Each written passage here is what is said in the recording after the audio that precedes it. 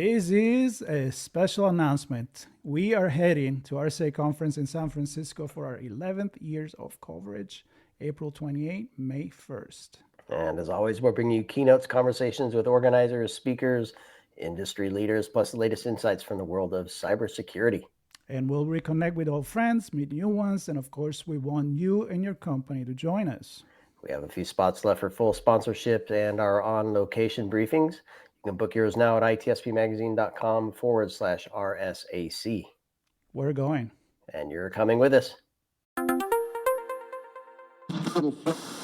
Welcome to the Soulful CXO. I'm your host, Dr. Rebecca Wynn, and we are pleased to have with us today Gary Hayslip.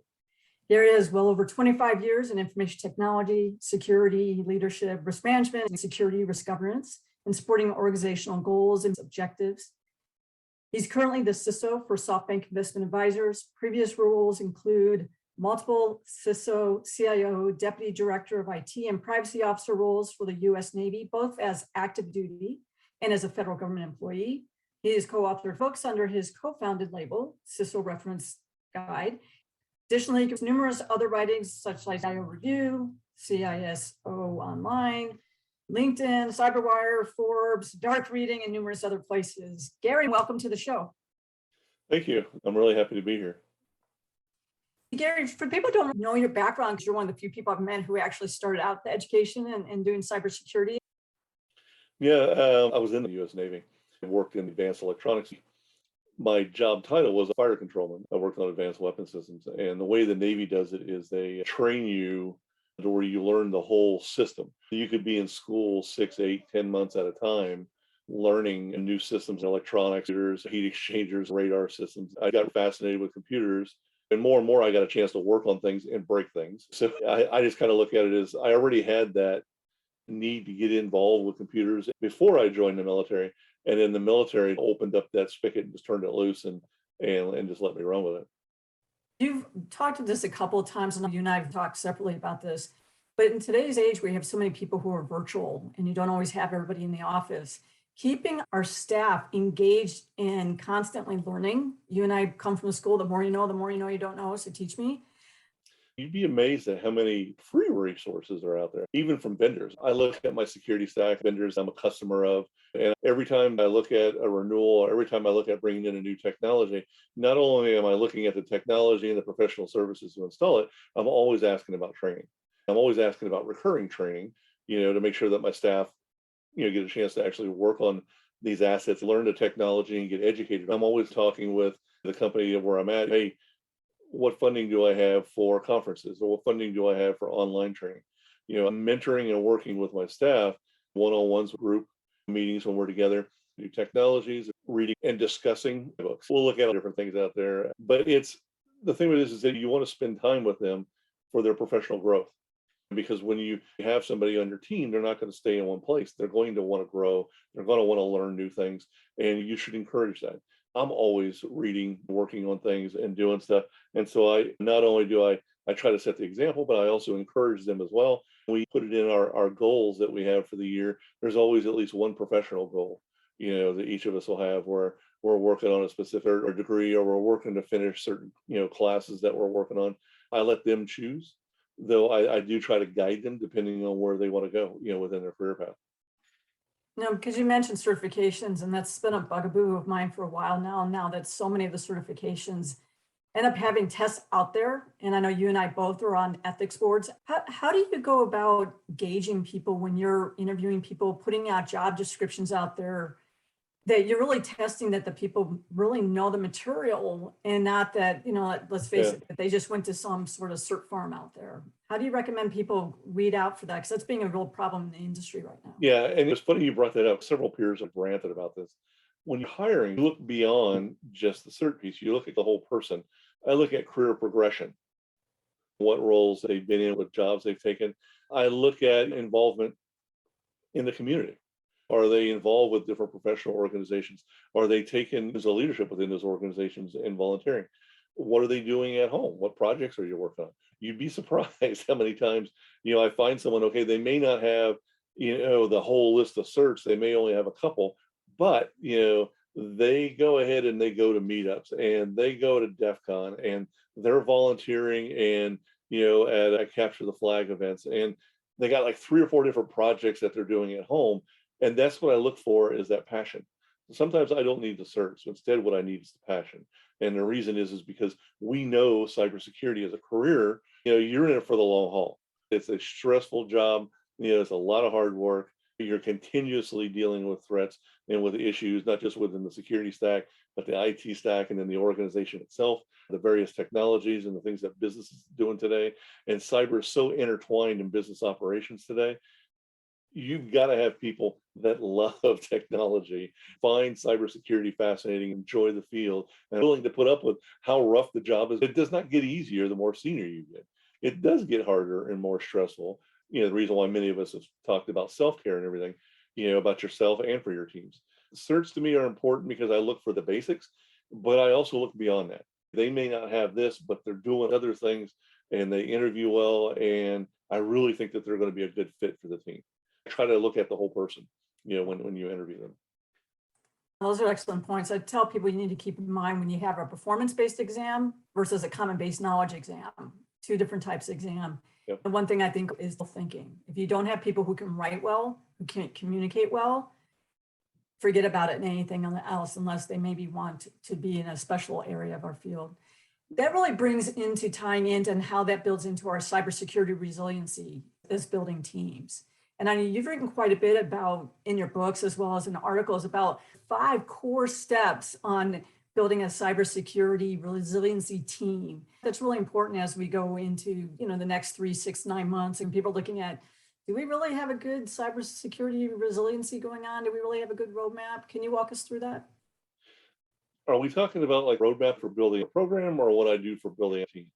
Both. When you build a cybersecurity team or strategy, if you're not thinking about your team, your strategy is going to fail.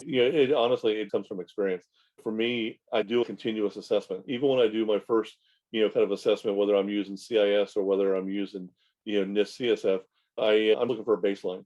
Or I, like to joke about sometimes when I'm talking with boards, I'm just like, how deep is the rabbit hole? I'm just trying to baseline where we're at, what we're doing well and not well. Then from that list, the list of issues, I actually go into the other departments. I talk with my peers and I have them help me prioritize, kind of rack and stack it. And I try to align it to the business. With that list, I then take a look at my teams. I look at what technologies I have in the stack, what current projects I have. I look at the people that I've basically got in my team, what skill sets they bring, not just tech skill sets. I'm also looking at soft skills too. Who can communicate well and who has issues with that? Who works really well together in a team atmosphere and who kind of likes to work on their own. Then you weigh these different things together and then looking at your technologies and then looking at now this list of prioritized issues. Some of these may be projects or new technologies for the next 18 to 24 months, depending on budget and the business. Some may require, hey, we're going to replace our firewalls. We're looking for a larger secure platform. And this new one that we're looking at, I'm going to need someone with experience with that. And currently I don't have anybody. We're an on-prem organization. Now we're looking to go into the cloud. The stack's going to shift. Now all of a sudden you're going to be very focused on IAM and you're going to be very focused on data security. And my staff may be focused on the traditional endpoint security. And all of a sudden, hey, I'm going to need some people that understand 2FA, that understand how we're going to go ahead and handle 300 plus SaaS apps. And I'm going to have to go ahead and assign business owners to them or audit them. The security issues and risks are still there, but your stacks is going to change. The technologies you use may shift because you're looking at things differently now as you go more on the digital side, you go more cloud. That's going to cause you to have to change your team through training, ready, for the change that's coming, or, you do a little bit of each. I'm going to go ahead and train people and bring on 1 or 2 senior people that'll go ahead and lead, these change projects that we have coming up, and then I'll build a team around them. It's a matter of, doing the continuous assessment, partnering with the departments around you to kind of help level set you and keep you aligned to the business. And then they're aware of what you're doing so that as you start, the third piece, as you start moving towards your projects that go ahead and deal with your risk, you don't interfere with the business. Internally, you start looking at who you have hired, what you're going to need, who you're going to go ahead and train, start looking at sets. The last piece from a technology standpoint is, what are you going to decommission? What are you going to get rid of? Is there a way possibly over the strategic plan you're putting together, can we consolidate? Can we remove 5 different platforms and consolidate down to 1 or 2 that now actually provide more services? Some interesting companies out there now that at one time used to only offer 1 or 2 products, and now they offer 7 or 8, and they're building out these platforms. That's when you start having this discussion of, okay, I've got my prioritized list. I've been told to go forward. I've looked at my team. I've already kind of, laid out what I'm going to need from a skills perspective. The departments around me know what we're working on. Leadership knows what we're working on. I've got budget. Now, how do we integrate? How do we get better? And then the last piece is just understanding this is going to take time. You're going to need to go ahead and do this in increments. I usually do it in 12-month increments, and I'm constantly reassessing. It makes it easier to report where you're at within projects, how you're doing with resources you have, how you're doing with the FTEs you currently have, and what you're going to need, for the next 12 months as specific projects come along. All intertwined. You don't want to do it behind closed doors. Keep the departments involved, be visible so people know what you're working on. And the reason is everything that you do is going to impact the business. It's unfortunately we're change magnets. CISOs and security teams impact the business. You don't want it to be negative. You want them to understand the value of what you're bringing. And there may be a little bit of pain as you adjust to something new. The culture may not like new things, but if you've done your job and they see things visible and they know your team members and they know what you're working on and you've done brown bag sessions and they can see where you're going, they're willing to give you a benefit of doubt. They're willing to trust you that, hey, this may be painful, but yeah, we're going to do 2FA.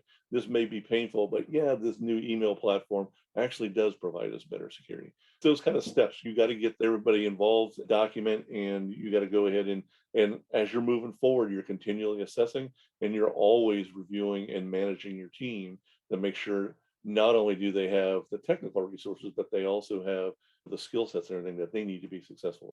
Today, right now, the CISO in our structure is in flux. Cloud infrastructure teams who think they should be able to control everything. You have standard infrastructure who think they should control everything. You end up having engineering who thinks they should control. You have product development who thinks they control. And a lot of times when we talk about things that used to be underneath us, they're not underneath us. Then you're talking about being a business enabler and you're like, I just got hit out of the blue. Don't even know what you guys are doing because we approved a budget and you did something opposite. How do you navigate that successfully? That's the real challenge in today's CISOs. You're right. The job you and I knew 10, 15 years ago is not it today. It's changed a lot. It's actually a good thing, but the change is coming extremely fast. A lot of us are still trying to figure out how to use this role because when you look at it, cybersecurity is a domain of different types of knowledge. And when you get an executive coming in who has 10 or 15 years of experience within there, they just don't have, experience and training and education in one area.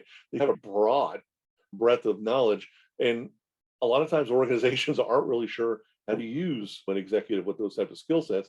And sometimes they tend to use him or her for 3 or 4 different things, and it tends to scatter CISOs as they try to figure out and get their place within the organization as to, okay, this is what I'm actually supposed to be here for. And instead they're like, okay, I'm here for this and also this and also this, and it just kind of grows. To go ahead and kind of control a lot of that, I think that, being involved with the other departments, having them in, myself, the way I've done it in the past is I've gone ahead and I've had peers involved with everything I'm working on. I'm briefing them. I do my monthly security committee briefing where I'll have people from other departments sitting in so they're aware of what we're dealing with, what threats we're blocking, and what projects we're working on. Getting them involved even in the initial phase when I'm doing assessments and I'm having them go through and not just look at it from a security lens, but a business lens so that I can prioritize what issues I need to work on. They've got buy-in, so they kind of own a little bit of the security program because they're involved with my team. Another thing as a CISO, there are some things that may be better in other departments. When I was at Webroot, I constantly worked back and forth with the VP of Dev, and then we had about 8 development teams. And I finally decided, okay, I can't have a security AppSec team periodically hotshot the dev team. The security team actually part of dev, and the leader reports to me. It's easier to do it that way. Now I've got insight. I know what they're working on, but that team is embedded, works with them, does stand-up sprints, scrum calls. Periodically, I may every once in a while sit in just so I see what they're doing, but I don't need to control that team. That team can run. The leader of that team can do one-on-ones, chat, see where they're at, what they need, and periodically sync up with the rest of the security teams to do like larger security training. But you got to be okay with satellite teams, be okay to go ahead and embed security. My thing is I'm not worried about managing and controlling the people. I'm worried about managing the risk across the whole business. And if that's what I need to do, that's fine. I'm more than happy to go ahead and partner with dev or partner with production or whoever I need to. And if we want to bake security in, and when we take a look, it's a lot easier to have the team with them than it is with me. From a skill set perspective, I can grab a couple of the dev people that want to learn security, that are actually very knowledgeable, and add 1 or 2 FTEs, spin that up. We can get a quick security team running fast, and I can start managing those risks and let that run. You don't need to control it all. There are specific things in operations and stuff like that you're going to need to manage. It just basically fall within your area. But there's going to be things where you got to be comfortable with, where other departments will have to manage, and you just partner with them. That's great. Gary, really appreciate your time. Thank you very much.